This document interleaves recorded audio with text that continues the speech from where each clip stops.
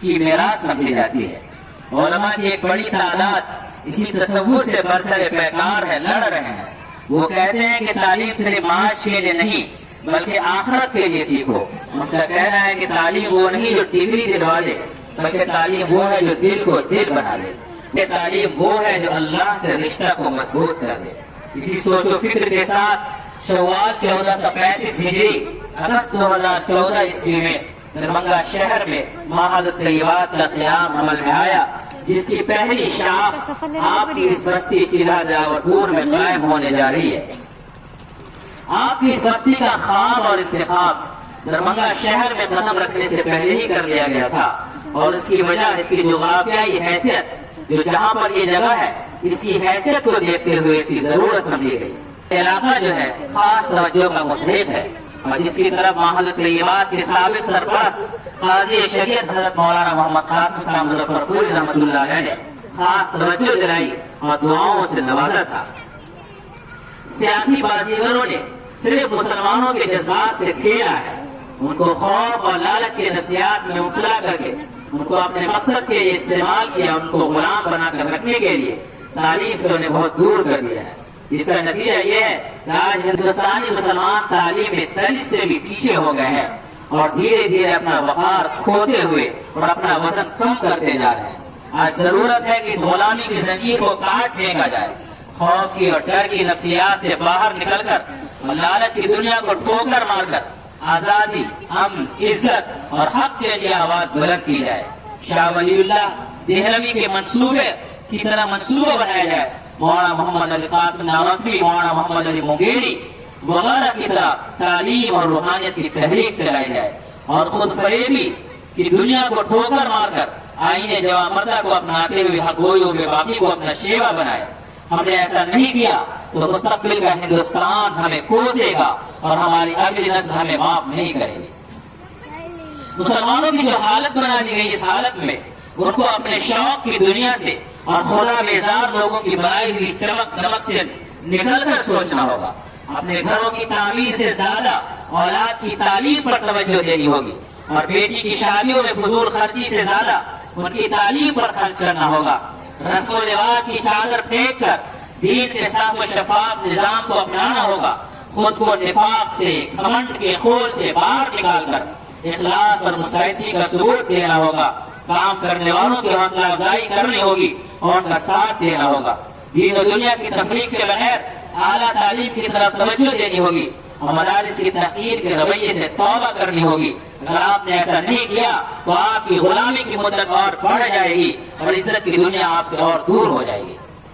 معہد الطیبات اسی مقصد کے لیے قائم ہوا تھا، اور آج اسے 6 سال پورے ہو گئے ہیں۔ 6 سال کی مدت میں بہت ساری بچیاں یہاں سے فارغ ہوئی ہیں۔ آپ کے سامنے جو بچیاں نظر آ رہی ہیں، یہ بچیاں بھی وہیں سے پڑھی ہوئی ہیں، یا وہاں پڑھ رہی ہیں، یا وہاں کی عالمہ ہیں۔ آپ یہ اگر چاہتے ہیں کہ آپ اپنی بچی کو ایسی تعلیم دلوائیں، آپ کو یہ سکھا دیا گیا ہے کہ آپ وسطانیہ فوقانیہ کا امتحان دے دیں، آپ کی زندگی کے لیے کافی ہے۔ جو لوگ یہ کہتے ہیں وہ آپ کو دھوکہ دیتے ہیں۔ آپ کی بچی سے آپ کی زندگی کو چھین لینا چاہتے ہیں۔ آپ کی بچی بڑا کام کرنے کے لیے پیدا ہوئی ہے، آپ کی بچی نمایاں کام کرنے کے لیے پیدا ہوئی ہے، آپ کی بچی علاقے میں انقلاب پیدا کرنے کے لیے پیدا ہوئی ہے۔ یاد رکھیے، قرآن پاک جب رسول اللہ صلی اللہ علیہ وسلم پر نازل ہوا، آپ صلی اللہ علیہ وسلم نے پہلے کسی مرد کو قرآن نہیں سنایا، بلکہ سب سے پہلے جس کو سنایا وہ ایک عورت تھی، حضرت خدیجہ الکبریٰ رضی اللہ تعالیٰ عنہا۔ لہذا آپ اگر قرآن سے دور ہے، اگر آپ کو قرآن نہیں پڑھنا آتا، قرآن کا جو خوبصورت لہجہ ہوتا ہے، آپ نے اپنی بچی سے قرآن پاک کی تلاوت سنی، اس خوبصورت لہجے میں اگر آپ نے قرآن نہیں پڑھا تو آپ اللہ کو اس طرح راضی نہیں کر سکتے ہیں جس طرح سے اللہ کو راضی کرنا ہے۔ اس لیے آپ کوشش کریں کہ آپ کی بچی یہاں پڑھے، قرآن خوبصورتی سے پڑھے، وہ بچیاں آپ کی تقریر کر سکے، وہ بچیاں عربی جان سکے، قرآن کا ترجمہ جان سکے، احادیث کا ترجمہ جان سکے، وہ مسائل جان سکے، اور اپنے گھر کی ذمہ داری کو سنبھال سکے۔ ایک عورت جب سنبھلتی ہے اور سدھرتی ہے تو اپنے گھر کو اور اپنے معاشرے کو سدھارنے کا کام کرتی ہے۔ اسی مقصد کے تحت یہ ادارہ یہاں پر آیا ہے۔ آج آپ لوگوں کے شوق کو دیکھتے ہوئے دل باغ باغ ہو گیا کہ ماشاء اللہ آپ لوگ اتنی بڑی تعداد میں آئے ہیں۔ اور آپ کے لیے کرسیاں کم پڑ گئی تھی، کرسیاں ابھی منگائی گئی ہے، تو ہم نے آپ کی بستی کا خواب دیکھا ہے، ہم نے آپ کی بستی سے محبت کی ہے، ہم نے آپ کی بستی کو چاہا ہے، ہم نے آپ کی بستی میں قدم ڈالا ہے۔ اب آپ کا کام ہے کہ ہمارے قدم کو مضبوط کیجیے، ہمیں آگے بڑھنے میں حوصلہ دیجیے۔ رسول اللہ صلی اللہ علیہ وسلم نے عورتوں کے سامنے تقاضا کیا تھا کہ اللہ کے دین کو چندہ کی ضرورت ہے اور اللہ کے دین کو پیسے کی ضرورت ہے، تو عورتوں نے اپنے ہاتھ کا کنگن اتار کر اور کان کی بالیاں اتار کر اور گلے کا ہار اتار کر کے اللہ کے رسول صلی اللہ علیہ وسلم کی خدمت میں پیش کر دیا تھا۔ آج بھی آپ کو وہی حوصلہ اور ہمت دکھائی ہے، یہاں پر اپنی بچی کو بھی بھیجنا ہے اور یہاں پر جو تعمیرات میں خرچ ہونا ہے اس میں بھی آپ کو محنت کرنی ہے، کوشش کرنی ہے اور اپنی قربانی پیش کرنی ہے، جہاں تک ہو سکے اس میں آپ کو حصہ لینا ہے۔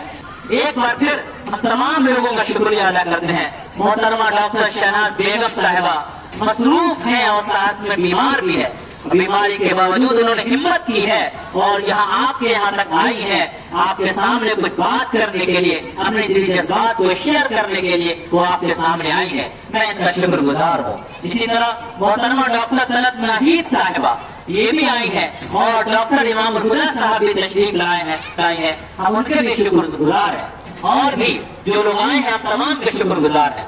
اولاد کی تربیت ایک عورت کی ذمہ داری ہے، باپ کا کام یہ ہے کہ پیسہ لا کر کے دے اور کھانے کا انتظام کرے، ماں کا کام ہے کہ اپنی اولاد کی تربیت کرے۔ اولاد کی تربیت آپ کیسے کریں گے؟ آپ کا بچہ ضدی ہے تو اس کو کیسے درست کریں گے؟ یہ پینٹنگ لگی ہوئی ہے کاغذ میں، آپ دیکھ رہے ہیں دائیں بائیں، یہ کپڑے میں جو پینٹنگ لگی ہوئی ہے یہ پینٹنگ یہی سمجھانے کے لیے ہے۔ جلسہ اب ختم کر دیا جائے گا، اس لیے کہ آپ کو پینٹنگ سے سمجھنا ہے کہ اولاد کی تربیت آپ کو کیسے کرنی ہے۔